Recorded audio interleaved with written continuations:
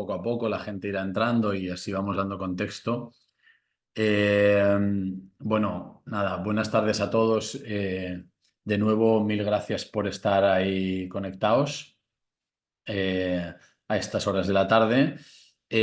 Hoy os habíamos pedido reservar 2 horas. En realidad, mucha gente no puede y tampoco creo que haga falta 2 horas. Básicamente era porque queríamos hacer varias aclaraciones y decir bueno, que el proyecto empieza, digamos, finalmente, 8 meses después o 9.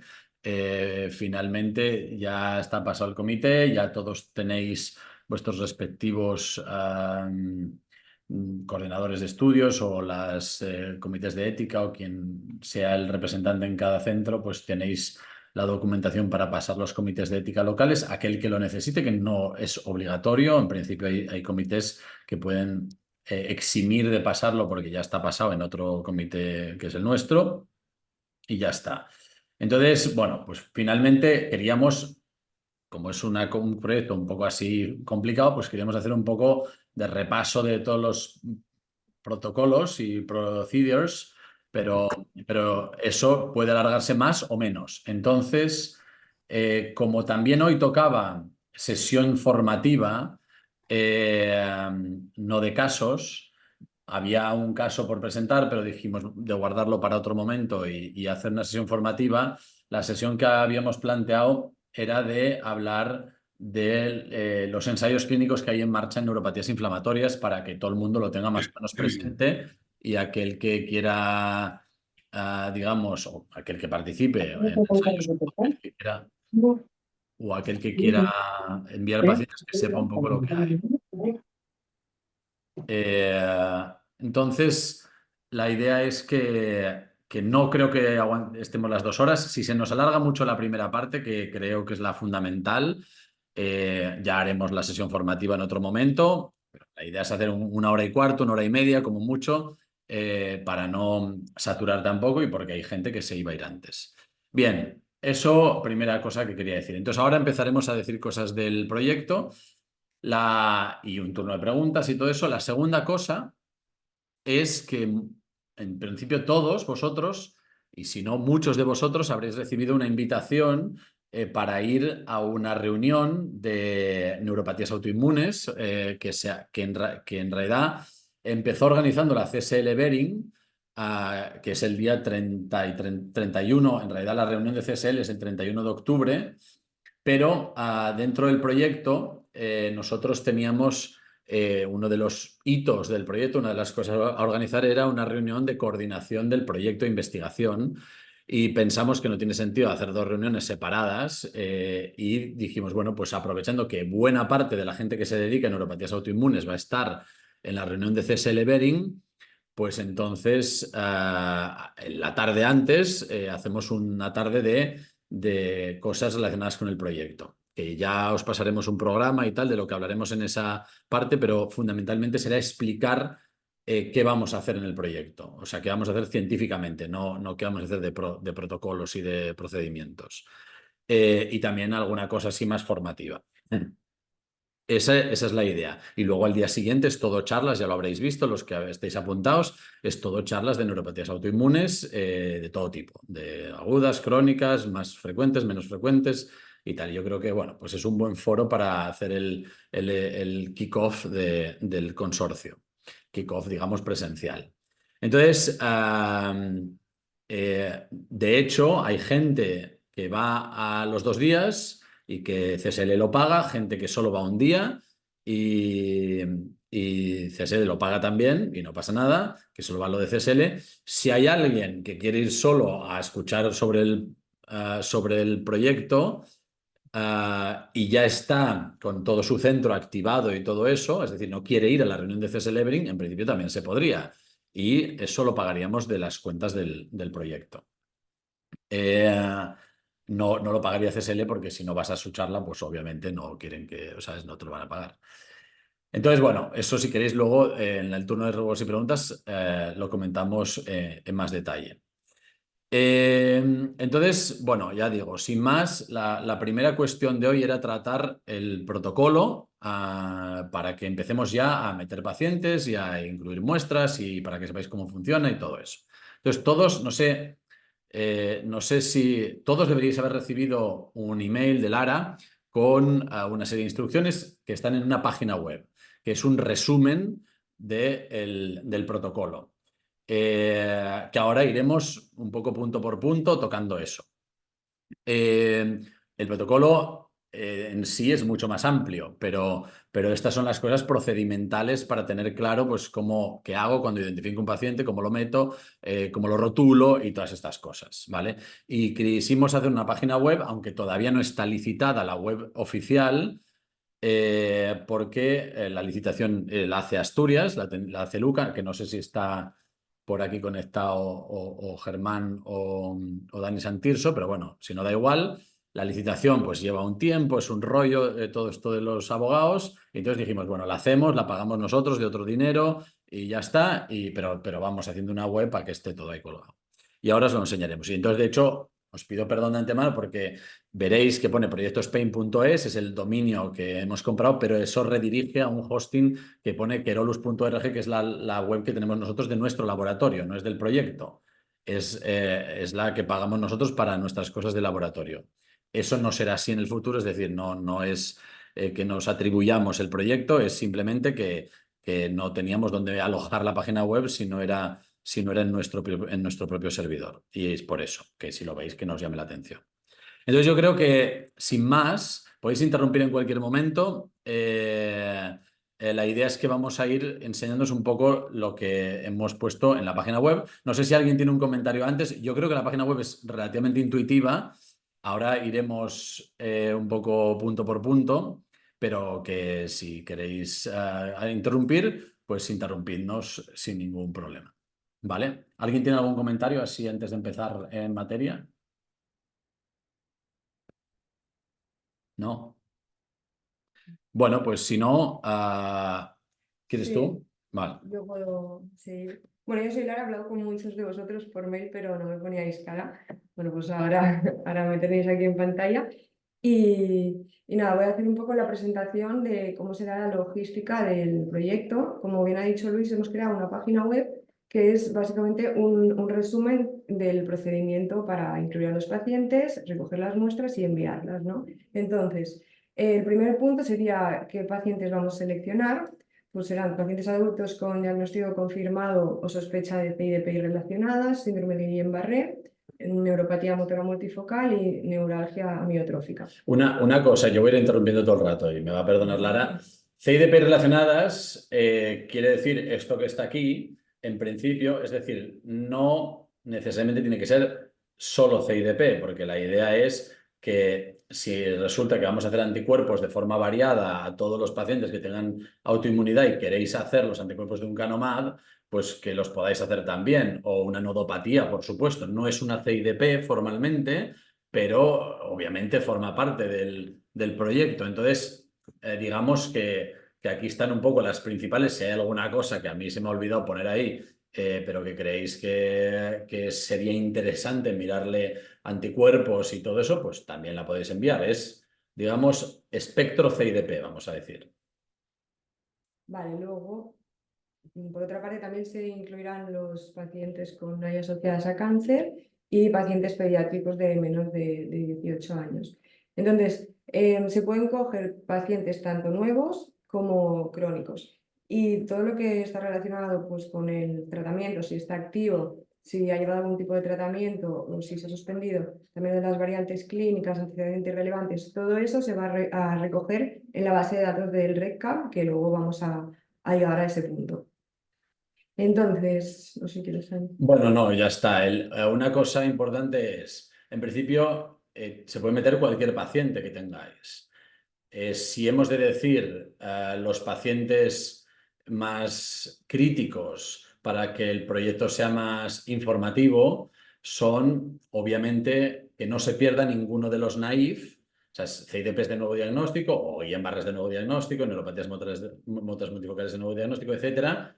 Esos son, yo diría, los pacientes perfectos porque están todavía sin, digamos, ensuciar o enturbiar por los tratamientos, pero que se puede meter cualquier paciente en el momento en el que esté, sea prevalente o incidente. Esto es lo único. Vale, luego, para obtener los consentimientos, nos han dicho que tenemos que pedir dos. El primero es, si clicáis en el link, Sí, todo esto está, esta web tiene todos los documentos que necesitáis. Aquí está la hoja de información del paciente y entonces si le dais, supongo que lo veis, pues se abre la hoja de información del paciente para que la tengáis ahí a mano y el consentimiento del paciente, esto no sé por qué no se quita de aquí, pero bueno, debería quitarse, pero no se quita. Pero vamos, que si clicáis aparecen los consentimientos, ¿vale? sí. Y entonces, eso. Sí, bueno, tenéis ahí los tres, pues según si es que el paciente puede leer y escribir, luego el consentimiento del representante, si necesita un representante legal, o si el participante no sabe leer ni escribir, porque tiene el testigo. Entonces, la idea es que seleccionéis uno de estos tres y que, que firmen tres copias. Uno que será para el paciente, el otro para el centro donde se recoge y el otro nos lo enviaréis al San Pau. Entonces, lo podéis enviar junto con las muestras para que nos diga a nosotros. Sí, una cosa importantísima que quiero yo destacar aquí, esto es la hoja de información del paciente, este es el consentimiento. Entonces, lo de las tres copias, obviamente es porque es así, uno para el paciente, uno para vosotros, por si se pierde cuando enviéis el de San Pau, y nosotros queremos tener uno también que no sería imprescindible, que lo podéis enviar con las primeras muestras que se envíen o guardarlos y cuando enviéis las muestras enviar los consentimientos y las muestras. Básicamente por un tema que es crítico. Aquí veis que, bueno, es un consentimiento al uso, pero hay aquí esta parte, si recordáis el proyecto, tiene una parte de genómica, sobre todo para los Guillain-Barré y las CIDPs y las neuropatías asociadas al cáncer. Tiene una parte de genómica, que es whole genome sequencing, lo que quiere decir que podemos encontrar cosas asociadas a enfermedades importantes o graves o que tengan relevancia para el paciente y que no tengan nada que ver con su Guillain-Barré o con su neuropatía. Y aquí el paciente tendrá que clicar si quiere que se le informe o no de estos hallazgos y como eso es crítico, porque obviamente si mandas a enviar, si mandas a analizar a genómica y luego le aparece un BRCA1 o le aparece yo qué sé, una mutación de la presenilina, pues y había clicado que no, nosotros queremos asegurarnos que revisamos eso, que lo metemos en la base de datos, que luego veréis que también está, para no meter en la parte de genómica a nadie que no haya consentido a esto, ¿vale? Porque puede haber pacientes que simplemente necesitan sus anticuerpos testados o necesitan o quieren, yo qué sé, el investigador quiere mirar los neurofilamentos, que hará en su momento Vallebrón, pero no quiere que participe en la genómica. Bueno, pues puede participar en el estudio, pero no la genómica. Entonces esto nos lo queremos revisar y tenerlo súper bien registrado y por eso os pediríamos que de las tres copias, una vaya con las muestras del paciente y nosotros nos encarguemos de revisar que tenemos copia de cada uno de los pacientes incluidos formalmente. Y el que no tenga el tic aquí, en el sí o el no, de la genómica, no se hará genómica. Se puede hacer el resto de cosas, pero no se hará genómica. Y la otra, que es la hoja de información para poder almacenar las muestras, el excedente de las muestras en la colección del San Pau. Sí, esto otra aclaración, perdón, Lara. Si se van a quedar aquí las muestras cuando se envíen para hacer anticuerpos y todo eso, se tienen que quedar en una colección de muestras porque si no nos obligarían a destruirlas cuando se acabe el proyecto, que es en 2 años.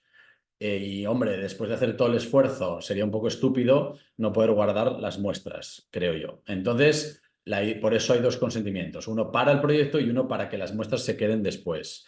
Entonces, eso es independientemente de que vosotros, además, si os queréis quedar muestras en vuestros centros y tenéis vuestra propia colección de muestras, pues os quedéis muestras en vuestros centros y entonces tendría que firmar lo que sea que tengáis vosotros localmente para recoger esas muestras. Si no, que sepáis que quedarán almacenadas en San Pau y si luego las queréis usar en el futuro para otra cosa, pues también, o sea, las podréis usar. No tendremos ningún problema en devolveroslas para hacer lo que sea, pero que esto es para que se puedan quedar aquí en San Pau.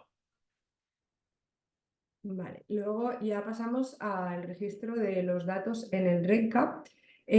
Para ello, bueno, imagino que habréis visto, muchos de vosotros habéis visto que os envía un correo porque necesito que todos los que necesitáis, los que queréis entrar pacientes, me enviéis vuestro mail corporativo, es decir, el que tiene el dominio de la institución, el personal nos sirve. Entonces me enviáis el mail, yo lo comunico a los administradores del REDCap y os darán un usuario y entonces yo podré daros acceso al REDCap del proyecto Spain.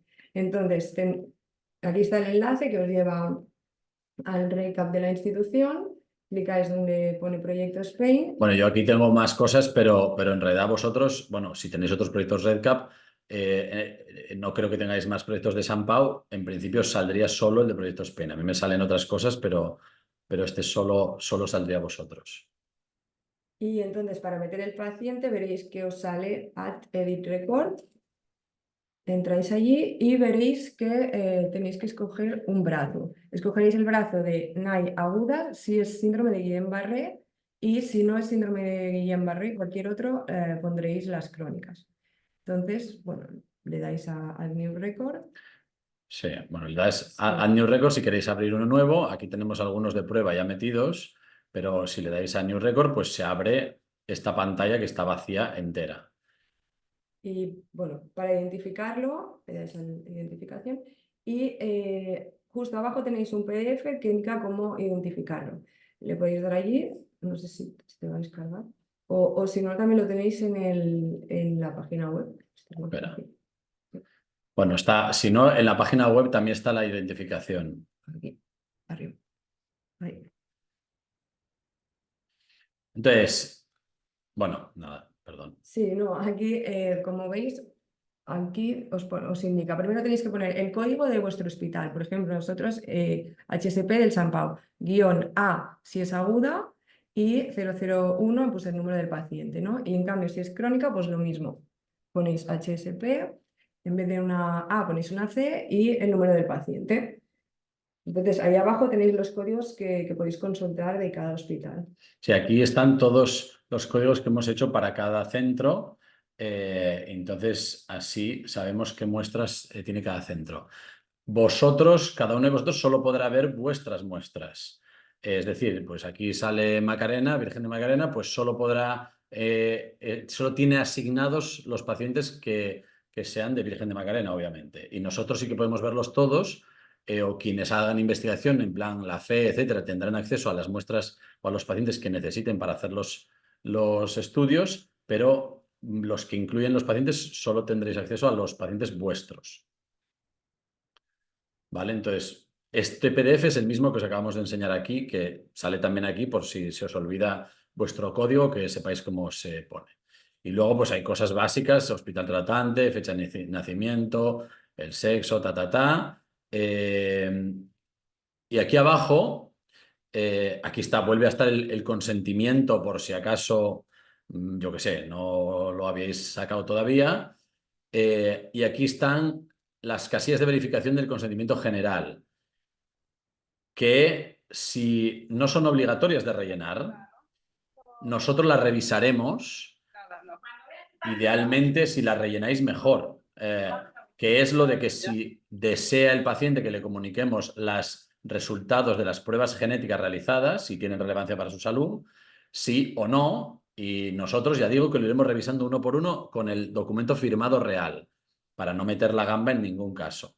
Que no metamos de repente 30 Guillain-Barrés y que 3 no hayan firmado lo de mirar la genética. Luego, si quieren participar o no en otros estudios y el uso o sea, de meterlas en repositorios públicos, que esto es un requisito del impact de genómica. Es decir, nosotros, bueno, no sé si lo sabéis, pero la idea de todo este estudio nace del consorcio del impact, que es para hacer genómica en enfermedades raras.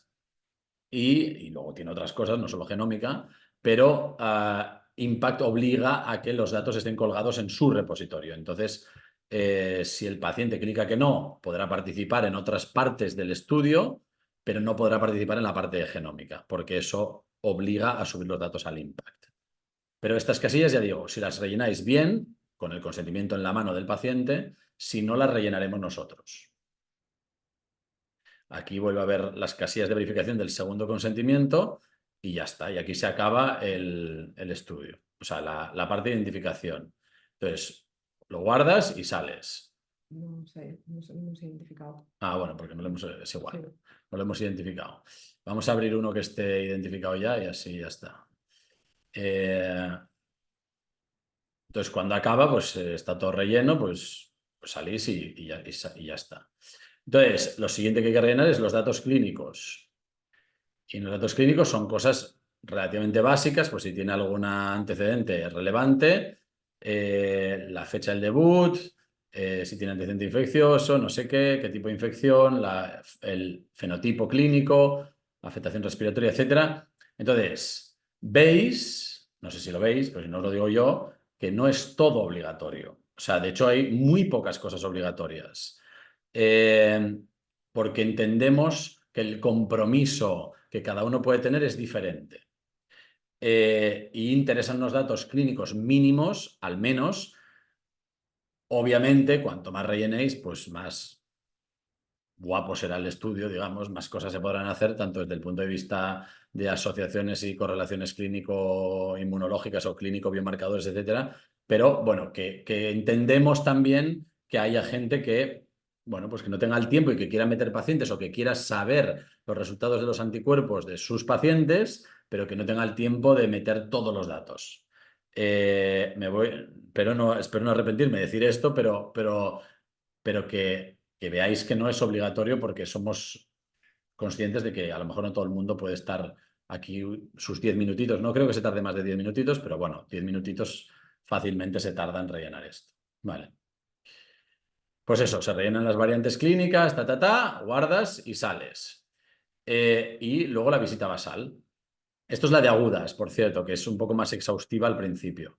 Y en la visita basal, pues nada, si hay muestra o no hay muestra y qué muestra, si la muestra se ha cogido antes o después del tratamiento y luego en ese momento en el Guillain-Barré, porque hemos entrado en el de agudas, pues qué escala cumple, si está sano, si tiene mínimos síntomas, bla, bla, bla. El MRC, que aquí no sale porque este paciente lo rellenamos antes de tiempo, pero en los pacientes nuevos sale por defecto un 5 en todos los músculos y solo tenéis que cambiar, no tenéis que ir músculo a músculo clicando, solo tenéis que cambiar los músculos que estén débiles. O sea, si no sale por defecto 5, entonces vosotros, si yo qué sé, si solo tiene debilidad de psoas y de cuádriceps, pues ponéis 3 psoas, 3 cuádriceps y 3 el otro cuádriceps. Y ya está. Y ya le dais a guardar y queda guardado todo el MRC. Y aquí se suma, cuando lo rellenas todo, pues al final se suma el valor total. Y cuando está, pues se guarda y lo mismo que antes. Y eso es la visita basal. Y luego las siguientes visitas son todas, digamos, iguales.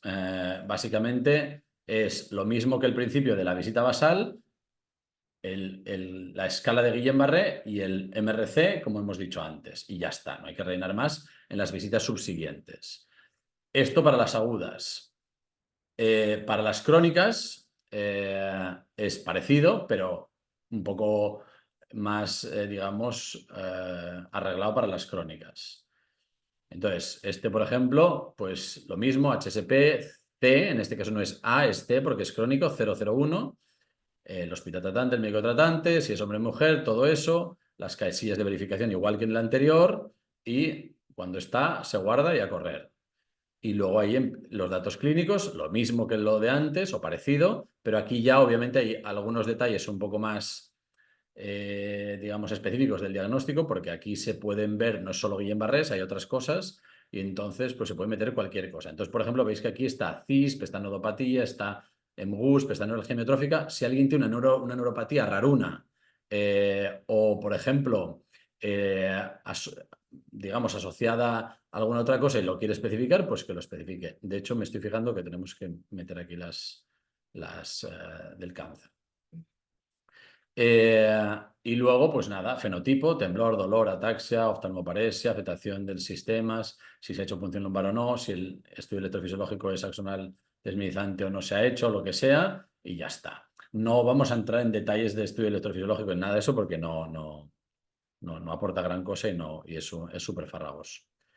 Y luego las visitas, digamos, siguientes, dependiendo de, digamos, o sea, en principio, dependiendo de la visita, ahora os hablaremos de las muestras, pues hay que sacar muestra o no hay que sacar muestra, pero que ya os diremos ahora cómo identificarlas, pero básicamente en el control lo que hay que hacer es una escala, el INCAT, y da igual que sea la motora multifocal, que sea una nodopatía, que sea una CIDP.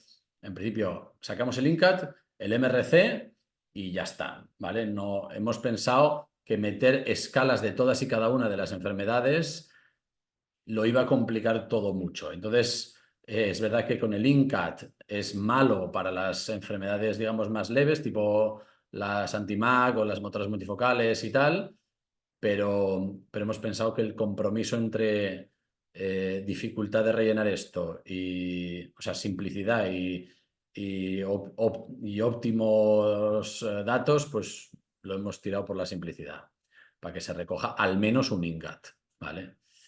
Y nada, y el resto de visitas son todas iguales. INCAT, MRC y ya está. Y esto es un poco lo que hay que recoger en el REDCap.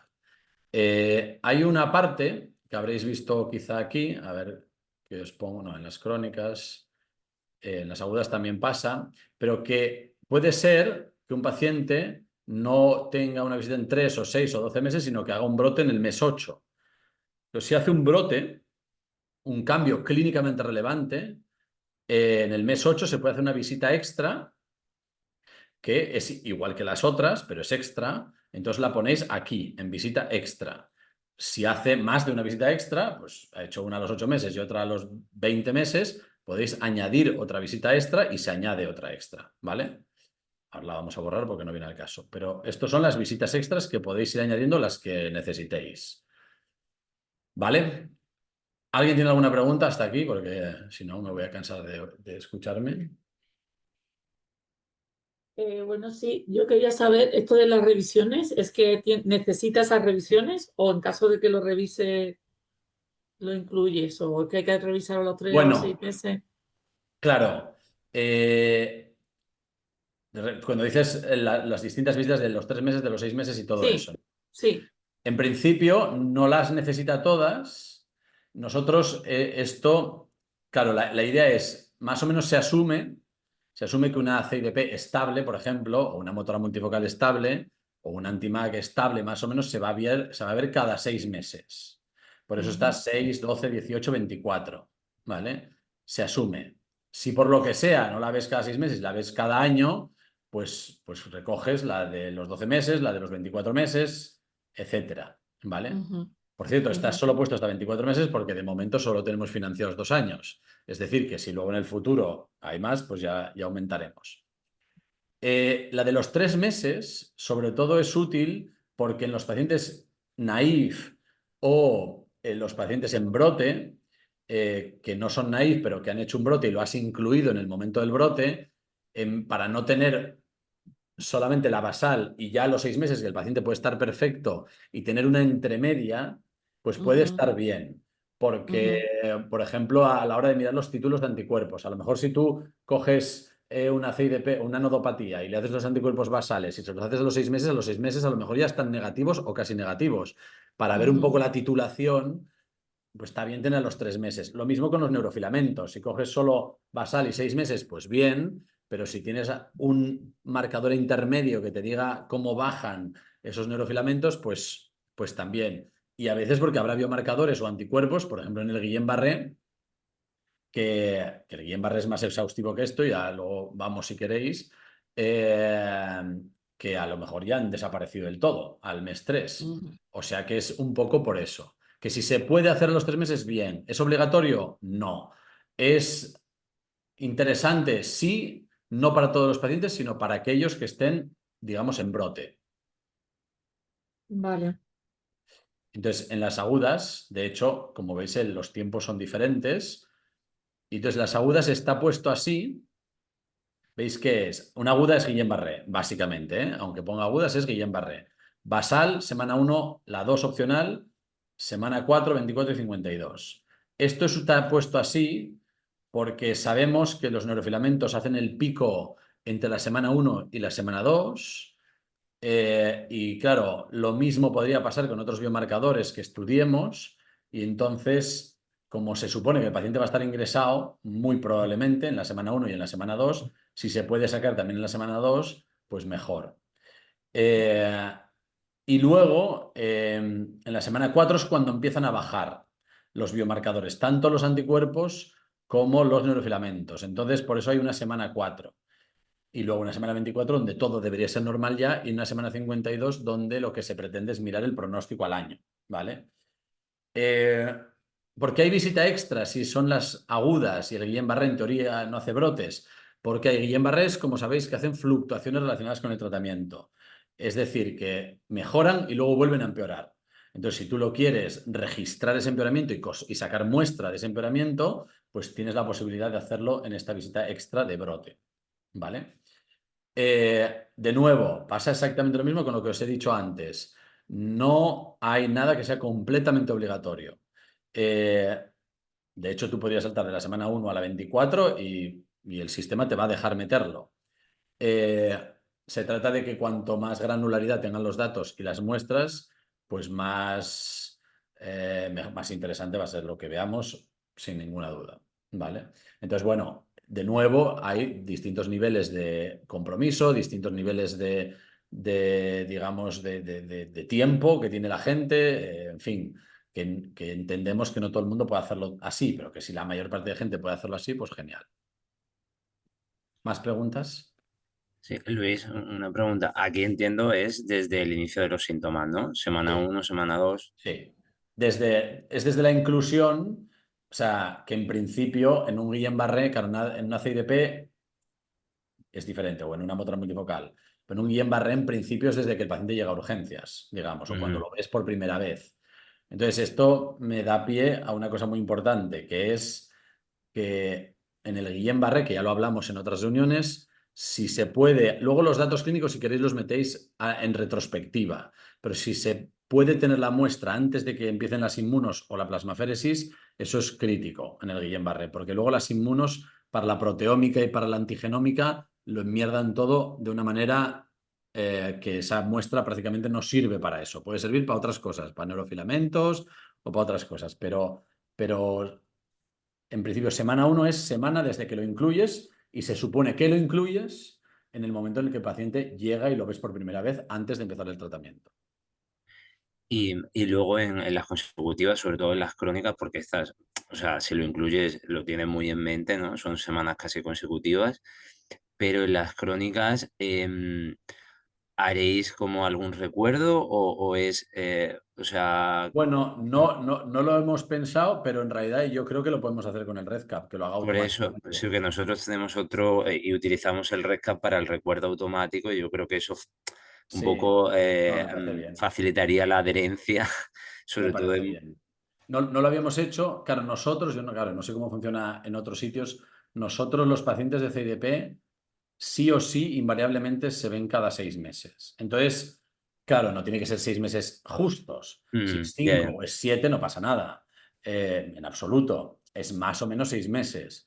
Entonces, como nosotros sí que sí, siempre son así, pues no se nos pasa nunca, digamos, porque viene el paciente a la visita y tienes abierto la base de datos y ya ves si le toca o no le toca visita y en función de eso, pues lo metes. Pero bueno, me parece bien, no todo el mundo tiene por qué seguir este formato, entonces os ponemos una alerta. Es verdad que luego, a lo mejor, si alguien ha metido muchos pacientes, empiezan a llegar alertas y al final se convierte en como más overwhelming, pero bueno, me parece buena idea. ¿Alguien tiene más preguntas? Bueno, esto, el RedCap. Aquí preguntan, si un paciente debuta como IDP y posteriormente pasa a una CIDP, ¿cómo se codifica? Buena pregunta. Si eso pasa, que en realidad es, entre comillas, no un error diagnóstico, pero un misdiagnosis, porque eso pasa con cierta frecuencia, nos lo decís y nosotros lo marcaremos. O sea, los que se salgan de esta norma, nosotros los marcaremos como que en realidad ha pasado a ser CIDP. Y a partir de ahí se podrá pasar, digamos, a la crónica y seguir la rutina de la crónica. Entonces se le tendrá que dar un nuevo, digamos, identificador que sea un identificador de crónica. Es decir, que puede no ser el que ya tenía en la aguda. Por ejemplo, si era HSP We'll finish A-001, this ¿sí? in this. Sí, no hay. Ah, no. Entonces, si era HSP-A-001, no se le puede poner el HSP-C-001 si ya hay otro C-001, porque eso es otro. Se le tendrá que dar el que le toque, el HSP-C-007 o el que le toque, ¿vale? Pero nosotros después ya linkaremos los dos records, los dos registros. Pero eso nos lo decís a nosotros, si son así cosas que se salgan un poco de la norma. Vale, ¿en el chat hay más? No, era la pregunta esa. Vale, entonces, estábamos metiendo el paciente en REDCap, ya lo habéis visto. Cosa muy importante. ¿Quieres decir tú? Es imprescindible que cada centro mantenga un registro que relacione los códigos de los pacientes con la identificación, que le habéis puesto en el recap. Bueno, ya sabéis que no se pueden meter nombres de pacientes ni todo eso, tiene que estar anonimizado esto, o pseudoanonimizado por lo menos. Entonces, pensad que nosotros vamos a hacer los anticuerpos clínicamente relevantes de estos pacientes cuando llegue la muestra. Tenéis que saber vosotros, porque nosotros no vamos a tener manera humana de saberlo, tenéis que saber vosotros el código X a qué paciente real corresponde. Y para eso, cada uno que se lo haga como quiera, pero pues tened un registro en un Excel aparte de cuando metes HSP-A-001, que sepas que es menganito de tal con tal número de historia. Eso cada uno en su centro tendría que hacerlo así, donde quieras, en una libreta, en un Excel o donde os venga bien, pero que la identidad real sea trazable por el centro tratante. ¿Vale? Dicho lo cual, todas estas cosas del REDCap están en otro PDF que está aquí, que está explicado, digamos, con detalle lo que acabamos de explicar sobre la página web. Vale, seguimos. Muestras.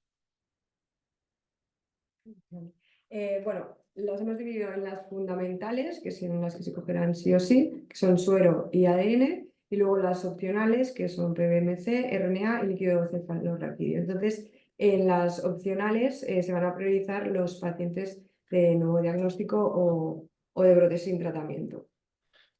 Sí, esto, a ver, ya sabéis que esto es más complicado de conseguir. Los tubos de CPT y los de RNA, el que se vea con animado, os los enviaremos nosotros. La gente que quiera recoger muestras extra de esto, nosotros os enviamos tubos CPTs y PAXGene y entonces ahí podréis recogerlos. No tenéis que comprarlos. Bueno, si los tenéis, pues genial, pero en principio los pagamos nosotros. La punción lumbar solo en caso de que se tenga que hacer en la rutina asistencial. No es un procedimiento solicitado a todos los pacientes, ni mucho menos. Entonces, esto no tiene mucho sentido hacerlo ni las PBMCs ni el RNA, salvo pacientes muy concretos, no tiene mucho sentido hacerlo en los que están tratados, porque ya has modificado el curso de la enfermedad. Y para hacer cosas funcionales con las células o para hacer transcriptómica, pues ya lo vas a ver alterado. Entonces, pero en los pacientes que están naif o que están en brote y ya estaban sin tratamiento y ahora no llevan tratamiento, pues estos sí que son más interesantes porque luego puedes hacer la comparativa en brote y no en brote, etcétera, ¿no? Actividad y no actividad de la enfermedad y todo eso. Pero bueno, lo que es fundamental de base es sueros y ECTA, que esto es, digamos, yo diría relativamente fácil. Entonces, los que queráis tubos para el RNA y PBMC, pues me podéis escribir, me decís más o menos la cantidad aproximada que estimáis y luego si necesitáis más, podemos volver a enviaros. No hace falta que me pidáis deshoras.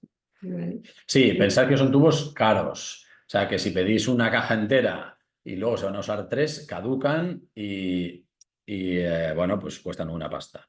Entonces, pero si estáis animados, pues podemos mandar 10 tubos de PMCs y 4 o 5 de Paxin y luego cuando se acaben ya mandaremos más. Pero así de primeras que no sea, mándame 50 porque tengo 50 CIDPs. Bueno, tienes 50 CIDPs, pero ¿cuántas vas a meter? Entonces, o vete metiéndolas y cuando necesites más ya nos lo dirás, ¿vale? Porque son caritos estos tubos, ¿eh? Y hay que tener cierta conciencia de ello. Entonces, bueno, el suero es suero normal y corriente, que como sea que en el laboratorio os lo centrifugan, pero en principio es separar la fracción de células del suero.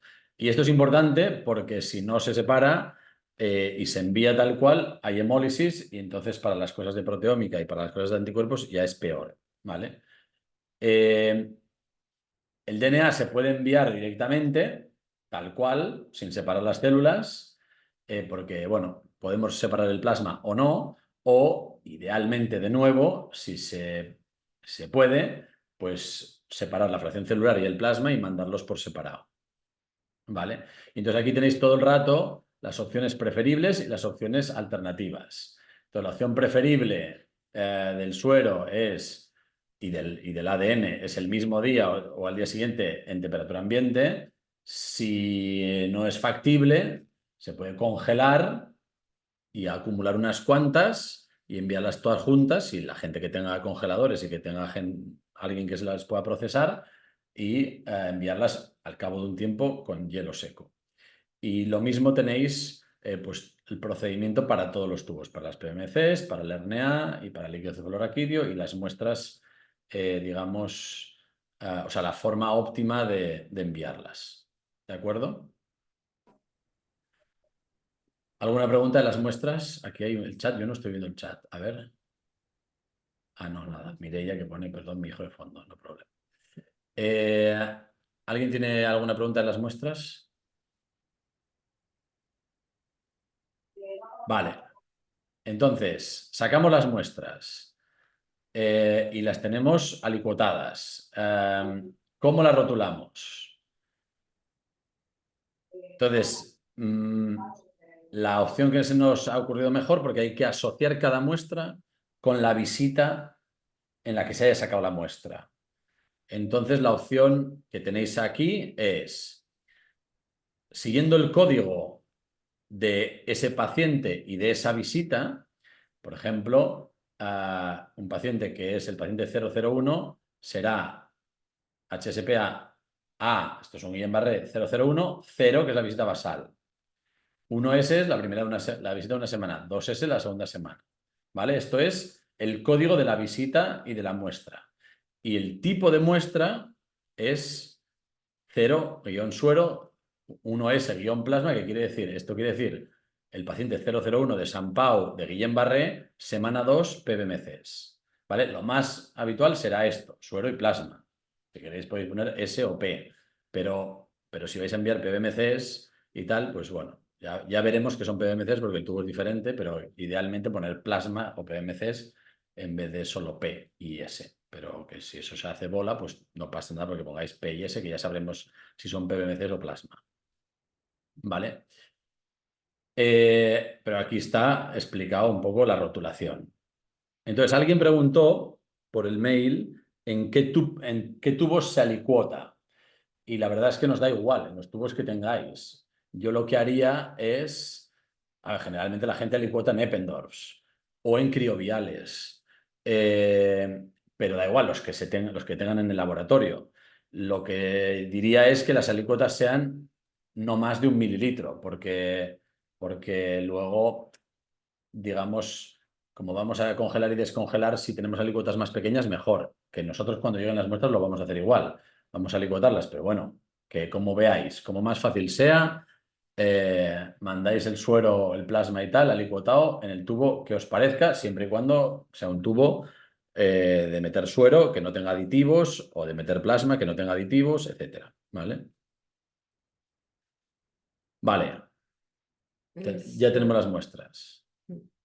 Y ahora, bueno, para el envío de muestras, desde aquí os vamos a enviar unas cajas de cartón que tendrán una etiqueta con la dirección de envío de aquí al San Pau y dentro habrá un plástico de burbujas. Entonces, las muestras que enviéis a temperatura ambiente las metéis en la caja y las envolvéis con el plástico de burbujas y contactáis con la empresa que tenéis aquí, en de logística, ahí tenéis el número de teléfono. Y básicamente, bueno, tenéis que decirles que formáis parte del proyecto Spain y que queréis enviar las muestras al San Pau. Tenéis que detallarles dónde queréis que os vengan a recoger las muestras, la dirección exacta. Esto será para las de temperatura ambiente.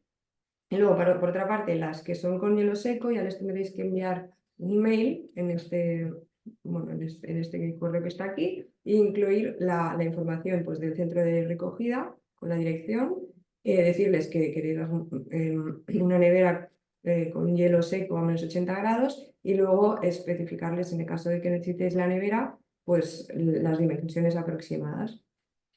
Sí, una cosa importante, porque nos han llegado algunas muestras por FedEx o por DHL o no me acuerdo por dónde, y luego nos reclaman la factura.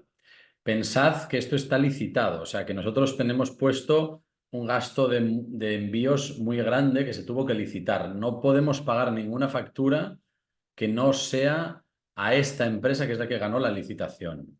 Entonces, por favor, no uséis, o sea, si usáis cualquier otro courier, porque es el que os va más fácil a vosotros, simplemente que sepáis que no os lo vamos a poder pagar. O sea, que no vamos a poder pagar esa factura porque es físicamente imposible, o sea, porque esto lo auditan y todo eso. Entonces, usad por defecto esta empresa. Si alguien, pues yo qué sé, su laboratorio la envía y se hace cargo por FedEx, pues bien, o sea, mientras llegue la muestra, por mí ningún problema. Pero en esos casos no nos podéis pasar la factura porque no la podemos pagar, porque todo el dinero disponible para logística está en la licitación de esta compañía. ¿Vale? Que entre nosotros no es una muy famosa, pero bueno, pues son los que ganaron, le ofrecieron las mejores condiciones y ganaron el concurso. Entonces, otra cosa que iba a decir es que tienen que ser enviadas al IR San Pau, que sepáis que en las cajas que os vamos a enviar ya estarán rotuladas, es decir, ya tendrán la dirección de envío. De tal manera que vosotros solo tenéis que coger la muestra correspondiente, envolverla en el papel de burbujas y meterla en la caja, cerrar la caja y llamar al transportista y ya está. Que no tenéis que mirar la dirección porque en teoría ya debería estar en la caja. ¿Vale? Entonces os enviaremos a todos los centros. Lara organizará con vosotros un envío para ver dónde envía las cajas a todos y cada uno de los centros. ¿Vale? Que enviaremos de primeras suficientes para hacer unas cuantas inclusiones. Si hace falta más, pues envían más. ¿Vale? Bien, entonces, finalmente, esto tenemos que corregir aquí, pero finalmente, como sabéis, el proyecto tiene muchas cosas. Hay cosas que tienen relevancia clínica y cosas que no la tienen, o que no la tienen de forma inmediata. Para las cosas que no tienen relevancia inmediata, los resultados estarán disponibles para todos, es decir, llegado el momento cuando tengamos los resultados, por deciros algo de los, no sé, los neurofilamentos o de los niveles de complementos, si los queréis, los podréis tener, pero no inmediatamente. Lo que sí va a estar de forma inmediata, en el momento que se haga, es los resultados de los anticuerpos, ¿vale? Entonces, ¿cómo podéis consultar los resultados de los anticuerpos? Aquí veo que alguien en el chat... Vale, luego contesto a estas cosas. Luego contesto estas cosas. Vamos a los resultados. O sea, ahora, si algunos de vosotros tenéis experiencia con enviarnos resultados de anticuerpos a nosotros, que no sean por la rutina asistencial, sabréis que pues si va vía email. Oye, Luis, que le ha salido esto, oye, Paula, que le ha salido esto. Eso ahora mismo se ha complicado mucho porque hay mucha gente enviando muestras, tanto de el Spain como del resto del mundo. Entonces, hemos ideado esta cosa que cualquiera puede consultar sus propios resultados, ¿vale? Y solo tenéis que ir a este enlace que te lleva al portal de resultados y aquí veis que os lleva esto, que esto está enlazado con nuestra página web de resultados, con nuestra base de datos de resultados y ahora os pondré un ejemplo, ahora tengo aquí un número, aquí ahora pone código NLAB, ¿vale? Pero el código que yo voy a poner un paciente que ya está metido, o sea, que es un paciente nuestro que ya está metido, ¿vale? Pero cuando empecéis a meter pacientes del Spain, el código que tendréis que poner aquí es el código del paciente, o sea, de la visita de la muestra que queréis consultar, ¿vale? Es decir, por ejemplo, yo qué sé, si es HSP-A-001, -0, pues ese es el que tenéis que marcar, ¿vale? El código del paciente, o sea, de la visita en la cual sacasteis la muestra, porque es lo que va a constar en nuestra base de datos. Y luego el email vinculado. ¿Qué email es el vinculado? Ahí, espera, voy a explicar esto y luego meto la... ¿Qué email es el vinculado? El mail del que rellenó el RedCap.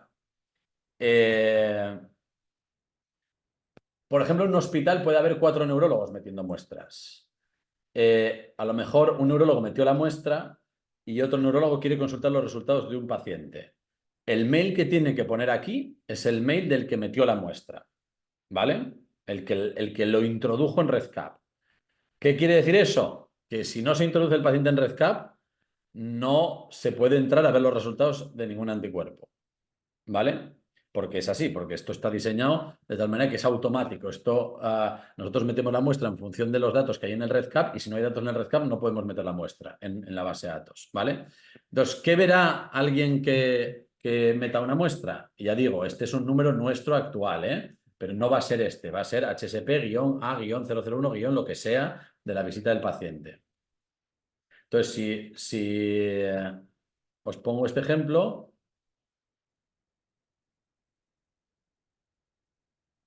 y le dais a consultar, saldrá esto, ¿vale? Que hay varias cosas. Lo primero, la interpretación de los resultados. Los gangliósidos, tú puedes tener un gangliósido que es positivo a un 800 y que no signifique nada, ¿vale? Interpretación de los resultados. Lo mismo la interpretación de los anticuerpos nodales y lo mismo la interpretación del marcaje en nervio.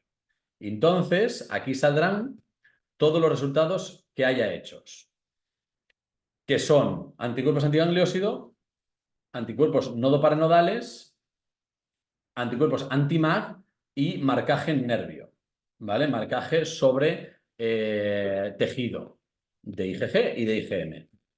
Si no sale, o sea, si sale positivo, que ya lo veis, positivo, subclase IgG4, título 1300, ¿vale?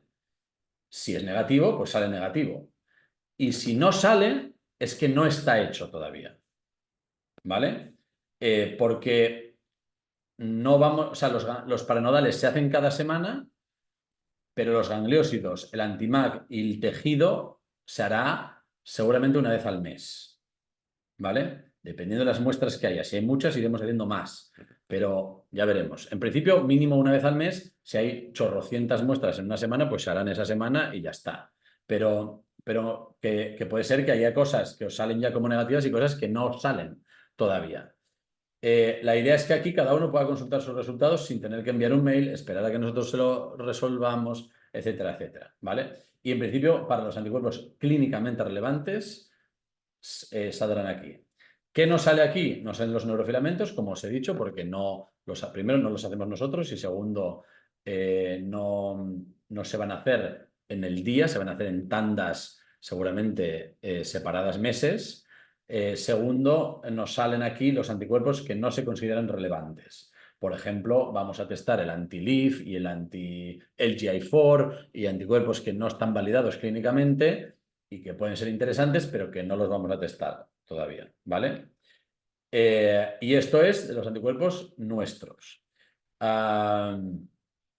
Luego, en las enfermedades asociadas al cáncer y todo eso, como esos anticuerpos se van a llevar se van a enviar al clinic, pues ya os diremos cómo reportaremos esos resultados. Pero de momento esto es lo que tiene que ver con las neuropatías autoinmunes primarias, ¿vale? Que, por cierto, también les vamos a hacer los gangliósidos y todo a todas las neuropatías. Es decir, cualquier neuropatía va a tener un antimag hecho, aunque sea un Guillain-Barré, ¿vale?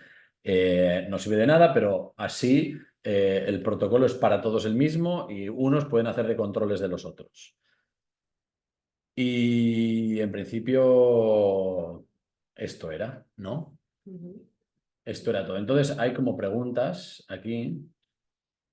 Entonces, Ross, preguntan en mi laboratorio lo siguiente. Convendría aclarar, esto es los de Alicante que nos mandaron las alícuotas. Como os he dicho antes, cómo alicuotar las muestras, número de tubos y todo eso es, hay 3 tubos que no son 10 mililitros porque al final de cada tubo saldrán 4 mililitros de suero aproximadamente, poner que hay 12 mililitros de suero como mucho.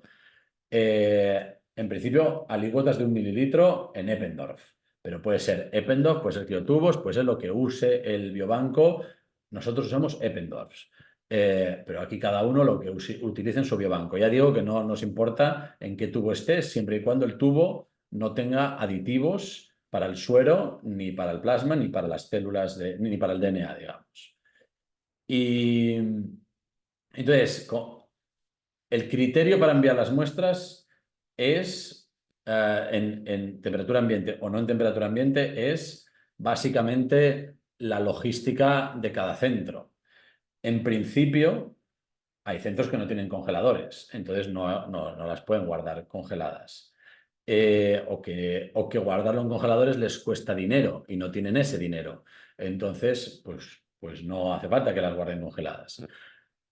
Nosotros creemos que lo óptimo, particularmente si queréis tener los resultados de los anticuerpos rápido, es enviar la muestra rápido. Por eso enviarla en el día o al día siguiente. Porque si estamos hablando de que aparece una neuropatía aguda y no tenemos claro si es un Guillain-Barré o una nodopatía y queremos saber los resultados de los anticuerpos, pues lo lógico es enviarlo rápido, porque si la enviáis 6 meses después, pues no lo vais a ver. Entonces, no lo vais a ver o lo vais a ver tarde, digamos, porque ya no va a ser relevante clínicamente. Entonces, el suero y los neurofilamentos y los biomarcadores en general, y particularmente los biomarcadores con utilidad clínica, aguantan bien la temperatura ambiente, incluso os diré una semana, ¿vale? Pero no hace falta apurar el límite. O sea, en principio, 1 o 2 días, las muestras de suero, plasma y tal aguantan bien. Y hay biomarcadores que no aguantan bien y biomarcadores que aguantan bien. Lo que vamos a hacer nosotros aguanta bien, ¿vale? Si luego en el futuro descubrimos otro biomarcador que resulta que es súper lábil a la temperatura y es muy interesante, pues entonces ya cambiaremos el protocolo. Pero de momento vamos a priorizar que se recojan muestras por encima de la perfección absoluta en la recogida de las muestras, ¿vale? Y la otra cosa es que puede ser que si sacas líquido cefalorraquídeo también se puede mandar a temperatura ambiente, idealmente rápido, obviamente, pero esa sí que es un poco más sensible esa muestra y no la necesitamos inmediatamente porque no vamos a hacer ni los gangliósidos ni los paranodales en el líquido cefalorraquídeo. Entonces, pues esas sí que se pueden guardar congeladas y enviarlas todas de una tacada y puedes enviar los sueros por un lado y los líquidos por otra. Pero en realidad, si se envía todo en el momento y todo está sacado en el momento, en principio no habría problema, ¿vale? El criterio es básicamente la comodidad. la comodidad y la velocidad de las cosas, que es mucho más fácil enviar la muestra de temperatura ambiente, meterla en la caja y olvidarte que no estar guardándola, licuotándola, congelándola y luego recogiéndola otra vez, meterla en hielo seco, hacer el envío en hielo seco y tal. Este sería el criterio. Entonces, Mireia pregunta, ¿tenemos que centrifugar sí o sí? La respuesta es sí. Para el suero, seguro. Para el DNA, no. Solo el DNA, si queremos tener plasmas, pues aprovechamos los tubos de DNA para tener plasma y células. Entonces tenemos DNA y plasma. Plasma de ECTA. Pero el suero no se puede enviar sin centrifugar. Que no quiere decir que lo centrifuguéis vosotros. Nosotros muchas veces lo que haces es tú envías, o sea, la muestra la envías a Inmuno a hacerse lo que se tenga que hacer, una IgA, por ejemplo, y entonces los de Inmuno la tienen que centrifugar sí o sí. Y entonces luego coges el excedente y la envías. Pero en principio se tiene que centrifugar la muestra. Porque si no, el suero va a llegar hemolizado. Otra opción, en vez de centrifugar, que es subóptima, pero que se puede usar, la gente tiene la idea de que el suero se tiene que meter en la nevera, pero no. Es mejor dejar el suero plantado, digamos, en una gradella, en una rejilla, y que se coagule, y al coagularse la sangre quedará el suero suelto, no lo tienes que centrifugar, simplemente tienes que tener cuidado de pipetear el suero. Pero claro, o centrifugar o pipetear, o sea que o uno o lo otro. Bien, Lorenzo pregunta, para los que mandamos fuera de Barcelona, si daría tiempo mandarla en el día o las deberíamos enviar criopreservadas. Se puede enviar en el día, no hay problema. Si llega el día siguiente, no hay problema. Y como he dicho antes, incluso si llegara, se saca un viernes y llega el lunes, tampoco habría problema, ¿vale? Sobre todo con el suero y con el ADN. ¿No es óptimo? No es perfectísimo, pero no pasa nada. Sobre todo con las cosas que digo de anticuerpos y todo eso. Vale, Mireia pregunta, si hacen el RedCap más de un neurólogo, porque uno lo ve en planta, lo siguen dos en consulta. Claro, lo podrá ver todo el mundo de ese centro, ¿vale? O sea, hay centros que tienen varios neurólogos dados de alta y tenéis derecho, los de ese mismo hospital tenéis derecho a ver los de todos los de ese hospital, ¿vale? Entonces, si uno lo está editando, lo puede editar otro también, pero en principio no pasa nada. Pero la idea es, obviamente, intentar que el mismo paciente no se duplique, ¿vale? Que no es que lo metéis dos veces el mismo paciente. Eso ya, pues, la coordinación interna como tenga que ser. Pero vamos, que no pasa nada si lo ve uno en planta y otro en consultas externas, lo vais a poder ver. El de consultas externas va a poder ver lo que metió el de planta, siempre y cuando sea del mismo hospital. Si es de otro hospital, pues no, obviamente. ¿Vale? Ana pregunta, ¿en pacientes con tratamiento crónico con inmunoglobulinas es mejor estar justo ante la siguiente dosis? Es indiferente. ¿Es mejor? Sí, es mejor. Es más limpia la muestra. Es menos sucia cuando hacemos anticuerpos y cosas así. Constantemente nosotros sacamos muestras en mitad de ciclo o al principio del ciclo o al final del ciclo, da igual. O sea que si hay que ver algo que sea clínicamente relevante, se va a ver igual, y lo único es que a veces las muestras tratadas con inmunos tienen más fondo, dan más falsos positivos, y eso está muy descrito con serologías y todo eso. O sea que bueno, si se puede antes, bien, si no, no importa. Vale, ¿alguien más tiene? Voy a parar esto. ¿Alguien más tiene alguna pregunta? Me estaba llamando alguien, pero no sé quién es.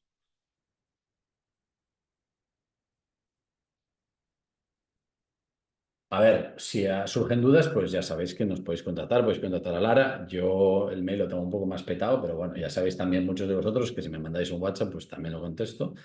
Y si la cosa puede esperar, pues le escribís a Lara y os contesta. Entonces, con esto, en principio, los que no sé quiénes tienen pasado ya el comité de ética. Bueno, hay bastantes en marcha, pero pasado, no sé si nadie. Bueno. los que lo tengáis pasado o cuando lo tengáis pasado podéis empezar a meter. Ya, cuando queráis, ¿vale? Haremos estas dos pequeñas modificaciones de la base de RedCap que habéis sugerido, que me parecen buenas ideas. Y nada, y a meter pacientes.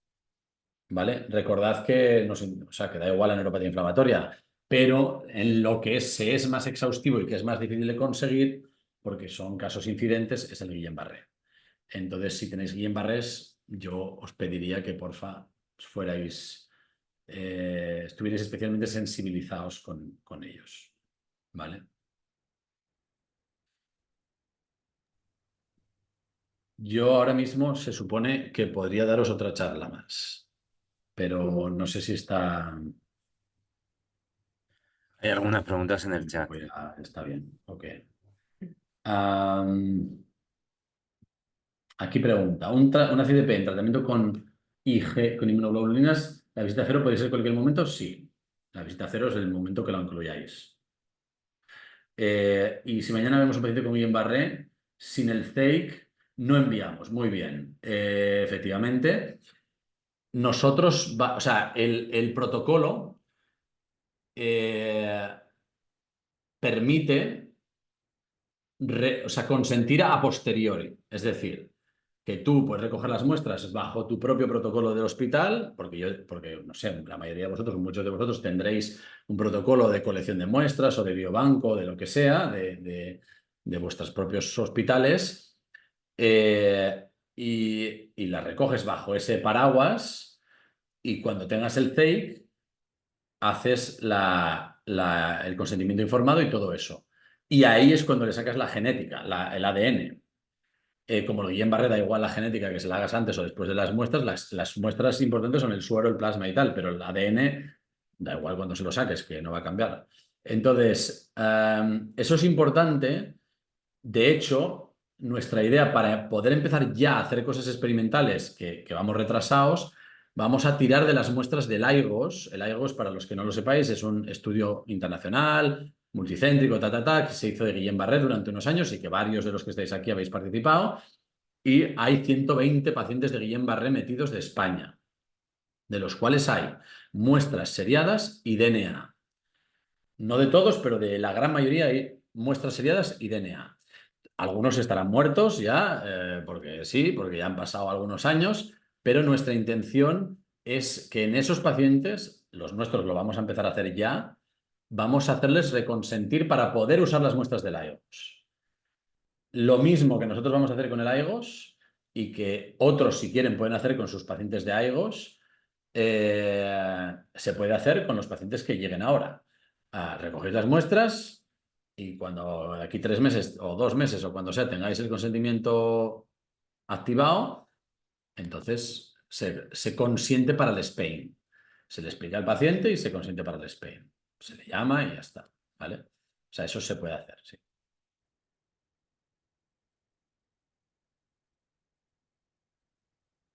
¿Alguna pregunta más? Entonces, hoy yo tengo una presentación preparada, que creo que no voy a dar, eh, sobre ensayos clínicos en neuropatías autoinmunes. Ensayos clínicos, que es todo lo que hay, los resultados de lo que se ha hecho recientemente y todo lo que está ongoing, y los centros españoles que participan en cada ensayo. De tal manera que así la gente, si quiere enviar pacientes, pues los puede enviar a donde quiera y ya está. La tenía hoy preparada porque era la primera que tocaba de docencia hoy, pero al recibir la aprobación del comité de ética creímos que era más importante hacer digamos, estas aclaraciones en el kick-off del estudio. Y ya otro día haremos la reunión de los ensayos clínicos. Recordaros, tenéis un formulario que el ARA va enviando periódicamente para los pacientes que queráis comentar. Si queréis comentar pacientes, los podéis meter ahí. Ahora mismo hay uno pendiente de comentar que lo haremos en la siguiente reunión. De hecho, os quería decir que el programa, la siguiente reunión será la de octubre, la del día 30.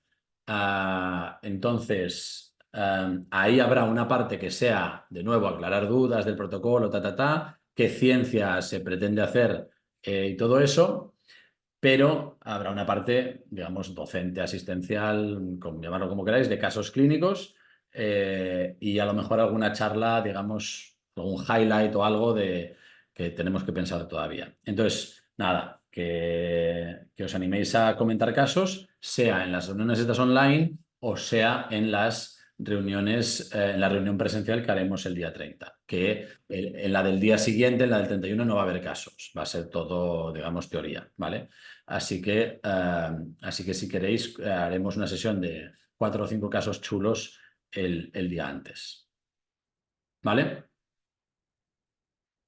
Es que yo creo que si ahora os doy la brasa con los ensayos clínicos, se va a ir todo el mundo. Así que creo que lo podemos dejar para otro día. ¿Alguno tiene alguna otra pregunta o algo? No, yo que siento haber llegado tarde, que me surgió un imprevisto. Supongo que ya habéis hablado del tema de las muestras, ¿no?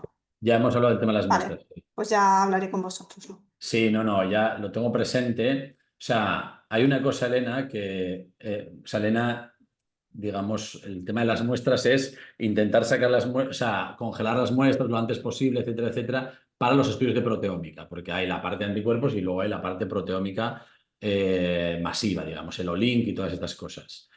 Ahí va a haber que buscar un compromiso, Elena, entre lo bueno y lo mejor. Y lo bueno o lo mejor es enemigo de lo bueno, vamos a decir. En el sentido de que hay 40 y tantos centros Ujú. y la logística es muy dispar. Entonces, de primeras, eh, yo creo que vamos a priorizar comodidad, vamos a decir. Vale, pero por ejemplo, los envíos quizás pueden sí que hacerse en frío, con fresquitos, Bueno, por ejemplo. sí, bueno, y luego también hay muestras, hay gente que va a guardar las muestras ellos mismos congeladas en su centro y las va a enviar después. O sea, Ujú. que va a haber, yo espero que haya muestras para proteómica que estén óptimas y muestras para antigenómica que estén óptimas y luego las muestras del día a día de hacer neurofilamentos y anticuerpos que esas no hace falta que estén óptimas. ¿Vale? Ujú. Pero sí, ya está hablado, sí. Vale, genial, gracias. Muy bien. Yo, una última cosa. Soy Íñigo. La reunión de Madrid se podrá, yo no puedo ir a Madrid, pero online habrá. No se puede, bueno, los de CSL, lo que podemos hacer es grabar la nuestra. La de la parte de CSL no se Ujú. puede, porque no sé qué movidas de compliance y bla, y tienen que pedir aprobaciones y qué sé yo. Pero bueno, la nuestra, podemos hacer lo que queramos. La grabamos en Zoom y a correr. O sea que eso sí se puede. Sí, la de la tarde antes, ¿no? La tarde antes, sí. Ujú. Vale. Vale. Buenos días, Eugenia. Mu- Muchas gracias. Hello. Eugenia está en el otro lado. Esto, pues eso, nada, muchas gracias por venir de nuevo. Hoy ha sido, entiendo, una cosa mucho más aburrida que comentar casos, pero creo que era necesaria para el bien de empezar a hacer cosas con el proyecto y nada, y seguiremos comentando casos y haciendo reuniones como hasta ahora venían siendo. ¿Vale? Muchas gracias a todos. Muchas gracias. Hasta luego. Venga, chao, chao. Gracias, Ceu. Adiós.